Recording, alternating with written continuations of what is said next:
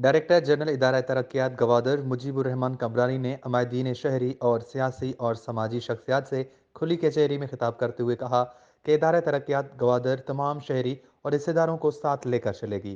हम खुद वार्ड और मोहल्लों में जाकर लोगों से मिलेंगे और उनकी मुशावरत और रहनुमाई से तरक्याती काम करेंगे।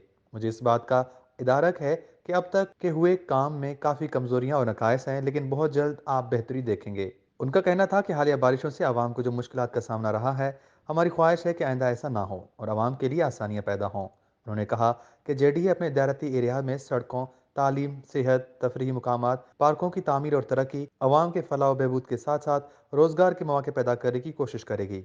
इस मौके पर डायरेक्टर जनरल जीडीए ने गवादर शहर में आवाम के मुतालबे पर एक बिल्डिंग और खवातीन लाइब्रेरी की तामीर करने का भी ऐलान किया। इससे कबल खुली कचहरी में शहरियों ने इदारा तरक्यात गवादर की कमजोर कारकर्दगी पर सख्त तनकीद और अपने अपने तजावीज़ भी पेश की। वश न्यूज़ गवादर।